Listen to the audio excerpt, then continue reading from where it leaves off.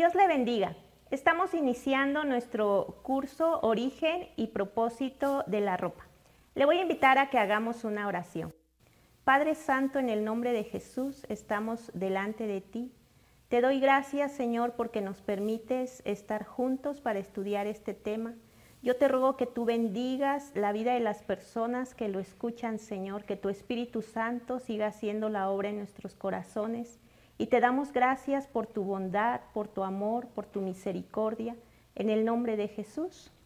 Amén. Primeramente quiero compartirle la lección 1. La lección 1 se llama Principios Fundamentales. Y bueno, quisiera decirle que desde los primeros relatos del Génesis hasta las epístolas del Nuevo Testamento, la Biblia nos ofrece principios claros sobre cómo los seguidores de Dios debemos abordar la vida. Estos principios no solo reflejan nuestra identidad como hijos de Dios, sino que también impactan la forma en la que nosotros interactuamos con el mundo. Primeramente, en esta lección y en la que sigue, exploraremos 3 principios que nosotros debemos considerar al vestir. Y el primer principio que quiero compartir con usted es: Cristo es provisión misericordiosa de Dios para quitar el pecado y revestir al hombre. En este principio hay palabras muy hermosas y muy importantes acerca de Dios. Vemos la palabra provisión, la palabra misericordia. Dios es un Dios que provee, Dios es un Dios misericordioso. Y Cristo es la provisión que Él dio para quitar el pecado y revestir al hombre. Quisiera decirle que Dios creó todo lo que existe con el poder de su palabra. El hombre es el único ser creado a imagen y semejanza de Dios. Por esa razón, Dios lo puso como mayordomo sobre el resto de la creación. Pero el hombre decidió desobedecer a su creador y con el pecado vino la muerte. Entonces aparece la desnudez como consecuencia del pecado. El hombre está muerto, está desnudo espiritualmente y se percibe físicamente desnudo, lo cual lo deja avergonzado. A lo largo de la Escritura nosotros podemos observar esta correlación de temas. La misericordia de Dios proveyó a Cristo y proveyó ropa para sus criaturas desnudas. ¿Qué podemos ver? ¿Qué podemos seguir viendo a lo largo de la historia? Dios dio una promesa de redención. Génesis 3:15 dice: y pondré enemistad entre ti y la mujer, y entre tu simiente y la simiente suya. Esta te herirá en la cabeza y tú le herirás en el calcañar. Génesis 3:15, es el primer versículo de la Biblia que nos habla sobre la obra redentora de Jesucristo y señala la forma en que Dios resolvería el problema del pecado. De la misma forma que un animal tuvo que morir para que Dios cubriera a Adán y Eva con su piel, Jesucristo murió para salvarnos. Dios dio esta promesa antes de cubrirlos físicamente, porque el problema espiritual era la raíz y la razón de su vergüenza. Por esa razón, desde el principio de su ministerio, Jesucristo llamó a las personas al arrepentimiento. La causa de ese llamado fue la venida del reino de Dios. Sin embargo, a pesar de todas las señales milagrosas que Él hizo, muchos no estuvieron dispuestos a ser parte de ese reino. Voy a invitarle a que leamos juntos Mateo 11, del 28 al 30. Dice la palabra del Señor: venid a mí todos los que estáis trabajados y cargados, y yo os haré descansar. Llevad mi yugo sobre vosotros y aprended de mí, que soy manso y humilde de corazón, y hallaréis descanso para vuestras almas, porque mi yugo es fácil y ligera mi carga. Ahora le voy a invitar a que usted vuelva a leer esta cita bíblica y que usted conteste la pregunta: ¿qué llamado nos hace Jesús en Mateo 11 del 28 al 30? Puede usted pausar el video por un momento y después regresamos para compartir nuestras respuestas.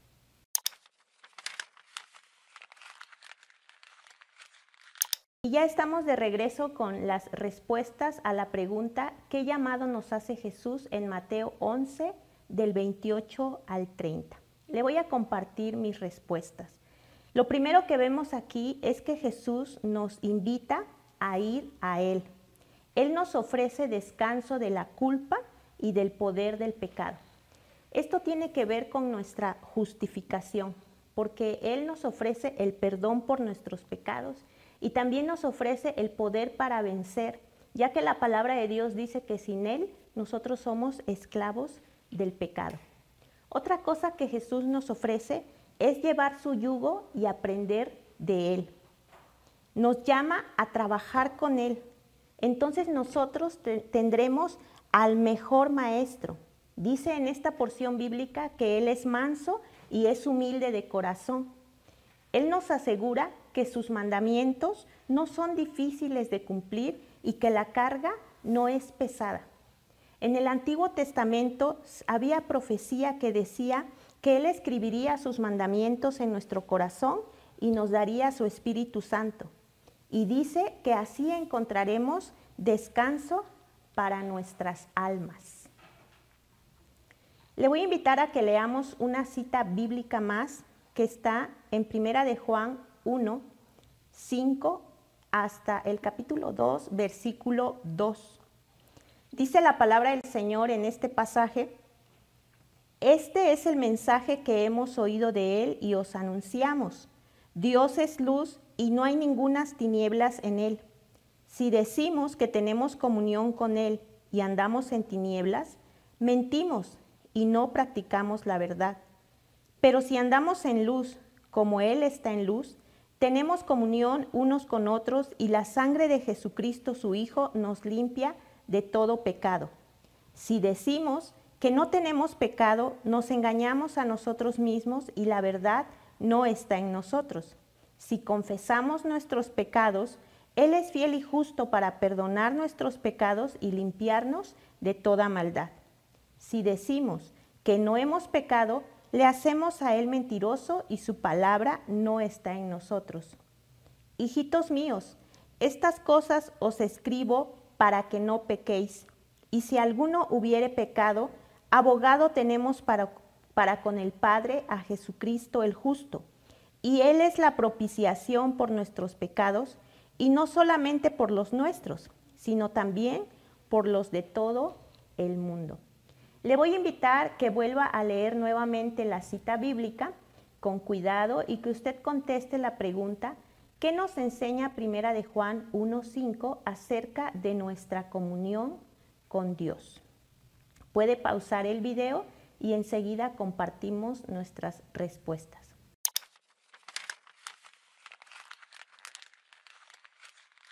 Volvemos para compartir nuestras respuestas a esta pregunta. Quisiera compartirles mis respuestas. Lo primero que vemos aquí es la palabra andar. Andar implica intencionalidad. Cuando nosotros andamos, tenemos un objetivo. No es algo casual, no es como tropezarse o como un accidente, sino es algo intencional. Dice ahí mismo Primera de Juan en el capítulo 3, versículo 8, el que practica el pecado es del diablo. Algo más que vemos en este pasaje de la Escritura es que si andamos en luz, tenemos comunión con Dios. En otras palabras, vivir en santidad es evidencia de nuestra comunión con Dios. Pero también vemos que si andamos en tinieblas no tenemos comunión con Dios. En otras palabras, vivir en pecado es evidencia de que no tenemos comunión con Dios.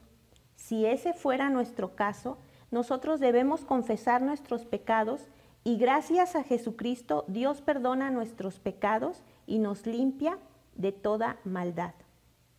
El texto dice también, si decimos que no tenemos pecado, nos engañamos a nosotros mismos y la verdad no está en nosotros.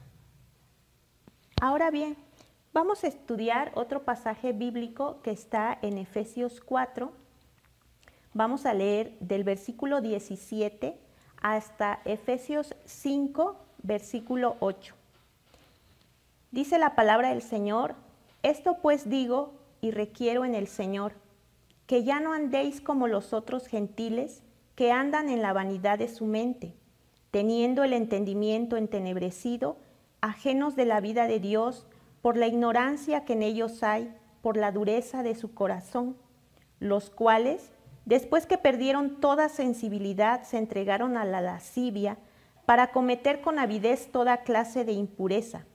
Mas vosotros no habéis aprendido así de Cristo, si en verdad le habéis oído y habéis sido por él enseñados, conforme a la verdad que está en Jesús. En cuanto a la pasada manera de vivir, despojaos del viejo hombre que está viciado conforme a los deseos engañosos, y renovaos en el espíritu de vuestra mente, y vestíos del nuevo hombre, creado según Dios en la justicia y santidad de la verdad. Por lo cual, desechando la mentira, hablad verdad cada uno con su prójimo, porque somos miembros los unos de los otros. Airaos, pero no pequéis. No se ponga el sol sobre vuestro enojo, ni deis lugar al diablo. El que hurtaba, no hurte más, sino trabaje haciendo con sus manos lo que es bueno, para que tenga que compartir con el que padece necesidad. Ninguna palabra corrompida salga de vuestra boca, sino la que sea buena para la necesaria edificación, a fin de dar gracia a los oyentes. Y no contristéis al Espíritu Santo de Dios, con el cual fuisteis sellados para el día de la redención. Quítense de vosotros toda amargura, enojo, ira, gritería y maledicencia y toda malicia. Antes bien, sed benignos unos con otros, misericordiosos, perdonándoos unos a otros, como Dios también os perdonó a vosotros en Cristo. Sed, pues, imitadores de Dios como hijos amados, y andad en amor, como también Cristo nos amó y se entregó a sí mismo por nosotros, ofrenda y sacrificio a Dios en olor fragante. Pero fornicación y toda inmundicia o avaricia, ni aun se nombre entre vosotros como conviene a santos, ni palabras deshonestas, ni necedades, ni truanerías que no convienen, sino antes bien acciones de gracias. Porque sabéis esto, que ningún fornicario o inmundo o avaro que es idólatra tiene herencia en el reino de Cristo y de Dios. Nadie os engañe con palabras vanas, porque por estas cosas viene la ira de Dios sobre los hijos de desobediencia. No seáis pues partícipes con ellos, porque en otro tiempo erais tinieblas, mas ahora sois luz en el Señor. Andad como hijos de luz. Le voy a invitar a que usted vuelva a analizar esta cita y que usted conteste la pregunta que nos enseña Efesios 4:17 hasta el 5:8 acerca de nuestra vida pasada y presente. Puede pausar el video y enseguida regresamos con nuestras respuestas.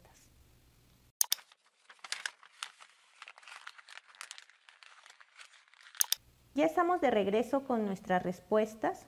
Vamos a ver que esta cita es muy interesante y muy hermosa. Esta cita nos dice que no debemos vivir como antes de conocer a Cristo. El viejo hombre obra de acuerdo a su mente entenebrecida y sus deseos engañosos. Entonces, es información muy importante. Todo lo que el viejo hombre hace, lo hace porque tiene una mente entenebrecida y deseos engañosos. La palabra también nos dice que este viejo hombre anda en la vanidad de su mente, tiene el entendimiento entenebrecido, está ajeno de la vida de Dios. Esto quiere decir que él vive a su manera. Por causa de su ignorancia y la dureza de su corazón, este viejo hombre perdió toda sensibilidad. Otra palabra para decir sensibilidad es vergüenza. Este viejo lascivia. La lascivia es un deseo sexual descontrolado e inmoral. Este hombre comete toda clase de impurezas, está viciado conforme a los deseos engañosos. Este hombre miente, roba, habla palabras corrompidas, fornica, etc. La lista que nosotros podemos ver aquí no es exhaustiva. El viejo hombre es capaz de cometer toda clase de pecados. ¿Qué más nos sigue diciendo la palabra? La palabra nos dice que nosotros, ahora en el presente, debemos despojarnos del viejo hombre, debemos renovar nuestra mente y debemos vestirnos del nuevo hombre. Ese nuevo hombre es creado según Dios en la justicia y la santidad de la verdad. Cuando nosotros nos vestimos del nuevo hombre, debemos imitar a Dios como hijos amados, andar en amor, así como Cristo nos amó, andar como hijos de luz, sustituir la mentira por la verdad, las palabras corrompidas por palabras edificantes, el robo por el trabajo, la fornicación por pureza sexual. Dios sabe que esto requiere una lucha diaria. Inclusive nos advierte que no nos dejemos engañar con palabras vanas. Ahora bien, el área del enemigo nos engaña torciendo la palabra. Dios mira el corazón, dicen quienes no quieren escuchar consejo o están sinceramente engañados. Y es verdad, Dios mira el corazón. Los hombres solo miramos la apariencia externa, pero la verdad completa respecto a Dios es que Él lo mira todo. Veamos esta cita que está en Primero de Reyes, capítulo 8, versículo 61.